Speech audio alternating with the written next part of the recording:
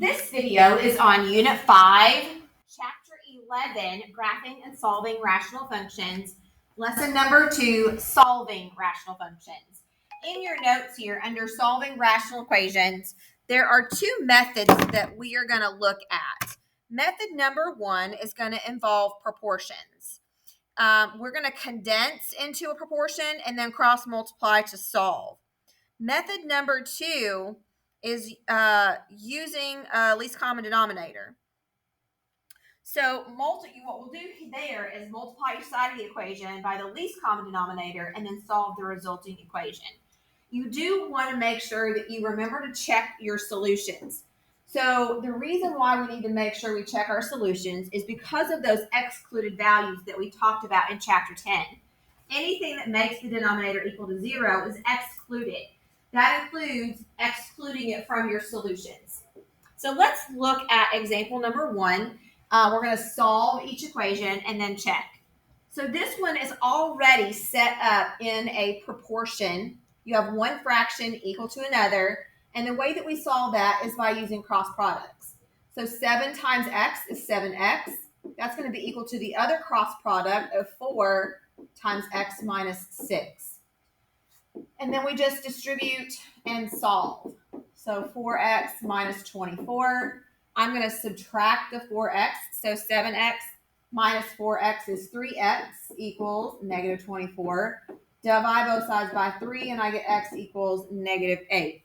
Now we do again want to go back and look at your denominators. So in my denominators, I have an x minus 6 and an x. So x minus 6 means that one of my excluded values is positive 6. And then the x is going to tell me that x cannot be 0. Remember, monomials tell you 0. So my excluded values are 6 and 0. And since I got x equals negative 8, then that is going to work. Let's look at number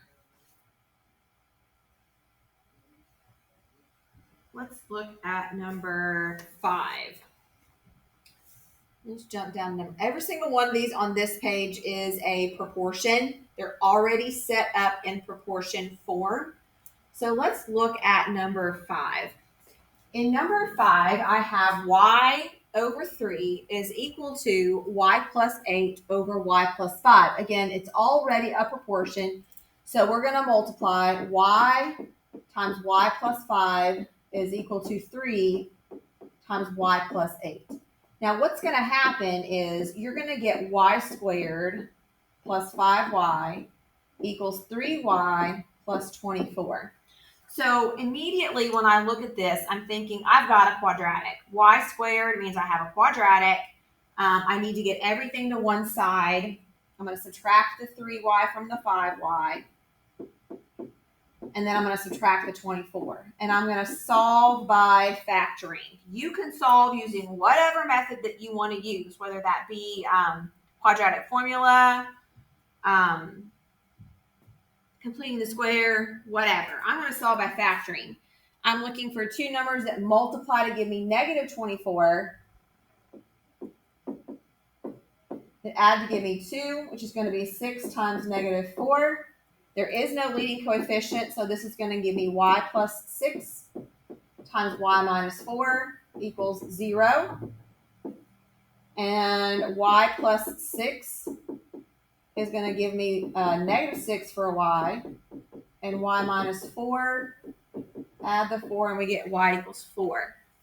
Now go back to your original denominators. So the 3 does not give me any kind of an excluded value. But the y plus 5 tells me that y cannot equal a negative 5.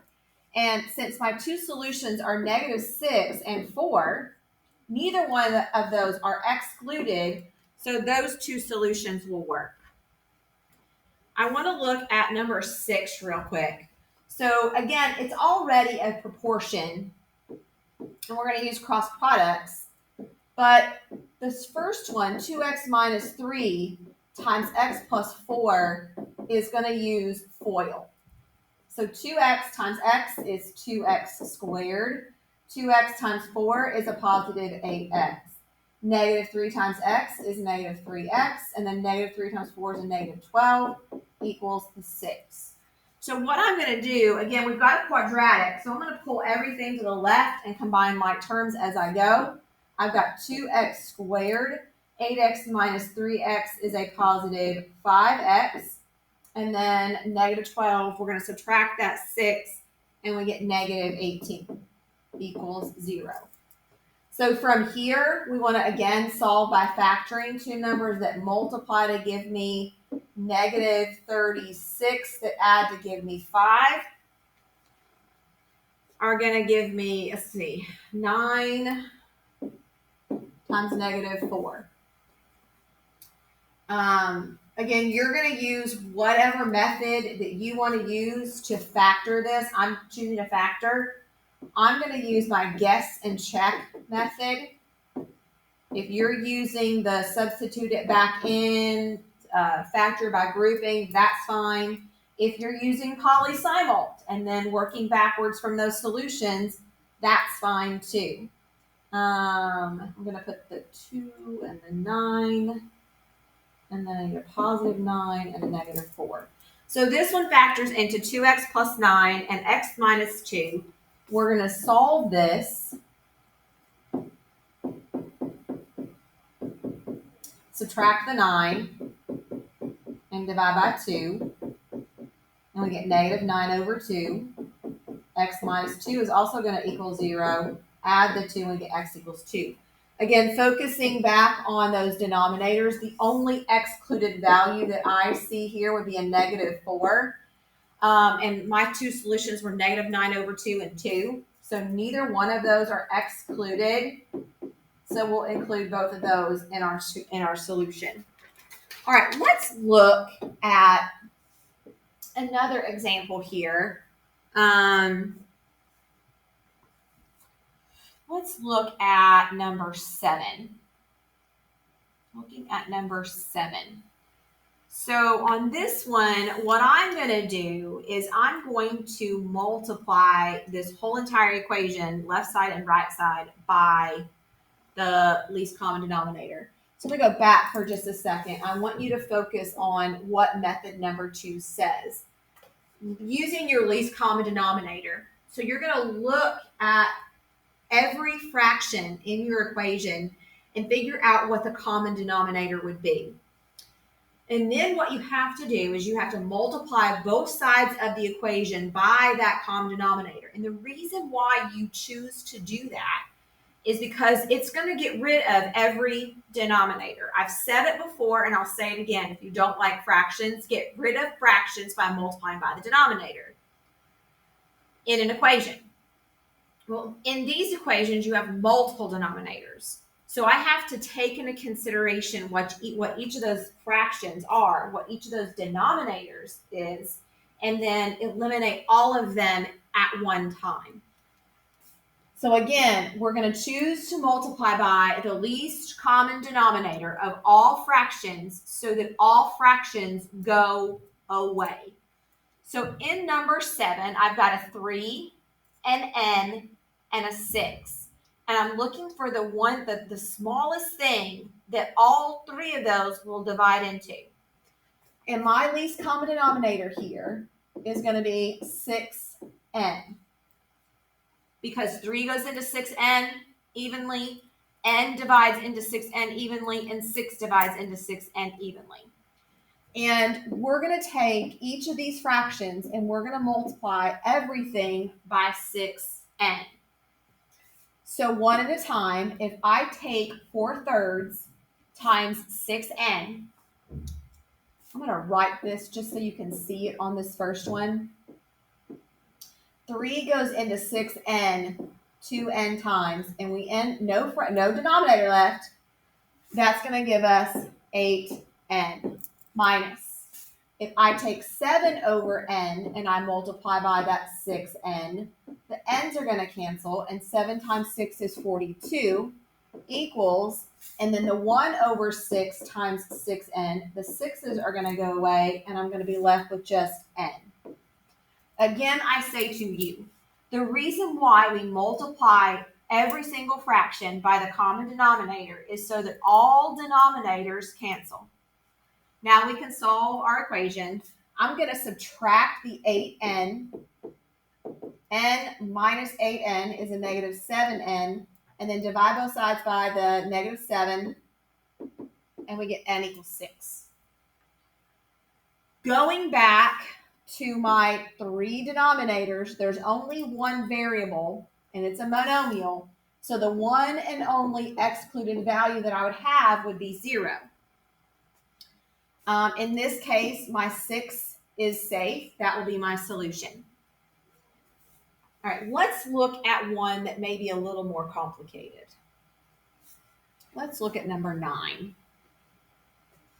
Number 9, my denominators are a p minus 2, a 1, and a p squared minus 4. So you might have to factor denominators. Up to this point, they've all been either proportion or, like in number 7, everything was a monomial in the denominator. These are not. So you may have to factor before you can identify what your least common denominator is. So for number 9, my least common denominator is going to be the p minus 2 and the p plus 2. So we're going to take this whole entire equation and we're going to multiply by the p minus 2 and the p plus 2. Now, when I multiply that times this first fraction, the p minus 2 is going to go away, and I'm going to be left with the p times the other binomial, which was the p plus 2, plus the 2 that's here. So my denominator of 1 isn't going to cancel either one of those. So I'm going to multiply both of those by the 2. So I'm actually going to go back to this p squared minus 4. So that's going to be 2 times the p squared minus 4. All I did there was I went back to the original format of that, since both of those parentheses are going to be in part of my equation. And then when I take that and multiply it times the last, both of those are going to go away, and you're left with just the 8. So now let's solve. P times p is p squared plus 2p plus 2p squared minus 8 equals 8. Combining my like terms, bringing everything to one side, p squared plus 2p squared is 3p squared plus 2p. I'm going to subtract this 8 that's on the right, giving me negative 16 equals 0. And I'm going to solve by factoring. Again, you choose whatever method you want to use. So I'm going to factor real quick by guess and check. 2 numbers that multiply to give me negative 32. 8. No. Negative 48. Sorry, negative 48. Thinking to myself. I'm going to need an 8 and a 2, a positive 8, and a negative 2. Okay, so I've got that factored. And then I'm going to solve both.